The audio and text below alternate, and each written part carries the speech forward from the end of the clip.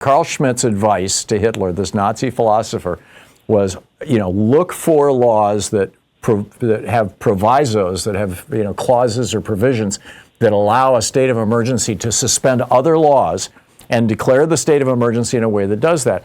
And that's what Donald Trump is on the verge of doing when he invokes the Insurrection Act. If Democrats can ever get back in control of either house, they need to start putting some teams on looking through these old arcane laws that the Republicans are using and reworking them, or writing some kind of legislation so that they can't be used so willy-nilly.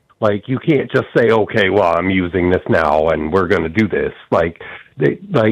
The Republicans and the Heritage Foundation and, the Federalist Society, they've all been working for 50 years or more to enact all this stuff that's going on. And we need to start thinking about that, how these old laws that take effect, even the stupid ones that you hear about now and then, oh, this stupid law exists. We need to think about that kind of stuff and long-term plans, dude. Okay, we need to respond to what's going on now, and the protests, coming up are fantastic. And I could say a billion other things because you're spot on today, but dude, we really need to think about these old laws that they're using to twist how they are viewing things, and it needs to be that we just, I completely agree, Sean. And the ones that we need to look at most carefully are the ones that Carl Schmitt was talking about back in 1928, 29, 30. Well, really in 33 when the Reichstag fire happened. And Carl Schmitt was the Nazi philosopher and jurist who advised Hitler. And he said, you've got these emergency laws on the books. And so all you have to do is declare a state of emergency because the Parliament building just burned. And there are still to this day people suggesting it was the Nazis themselves who burned it all. Although Marius van der Lubbe, who is as I recall, 28-year-old Dutch communist, was the guy who was, arrested, and I think he was executed for it. Might have been in prison, but anyhow, he probably couldn't have even gotten into the building without the help of the Nazis. But that's what Hitler did: is he used emergency decrees to seize absolute power. It's what El-Sisi did in Egypt. It's what Erdogan did in Turkey. It's what Putin did in Russia when you had that theater attack, by the Chechens. Right.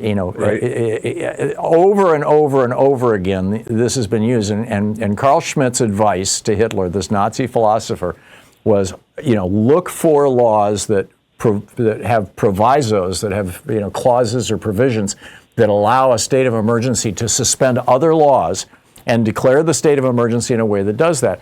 And that's what Donald Trump is on the verge of doing when he invokes the Insurrection Act of 1806 or 1807, whenever it was. It was during Jefferson's presidency. And that Insurrection Act says that the president can federalize the troops, and it gets around the Posse Comitatus Act of 1876, which says that federal troops can't play police roles. It gets around that by saying that you must meet a couple of criteria. The criteria are that, number one, the country is under physical invasion by a foreign power, or number two, that an actual insurrection that threatens the viability of the United States government is underway. Now, the second one is what happened during the Civil War. The first is what happened during the War of 1812, and but that's about it. Now, they have invoked the Insurrection Act. Presidents have a couple of times. I believe LBJ did once during the riots in Los Angeles. Arguably, those were not good ideas. It shouldn't have been done. But that Insurrection Act is one of many, Sean, and I completely agree with you. One of many that need to be If I could make one more point real quick, though. Yeah. If I could make one more point real quick. We could talk about all the levels of hypocrisy from this government. But the fact that Bob Menendez was convicted of corruption for the Egyptian government, and now Trump is all like, yay, Egypt. Oh, my gosh, great dude. point. It's great just point. Unabounded, dude. Great point, Sean. Yeah, thank you very much. We'll be right back.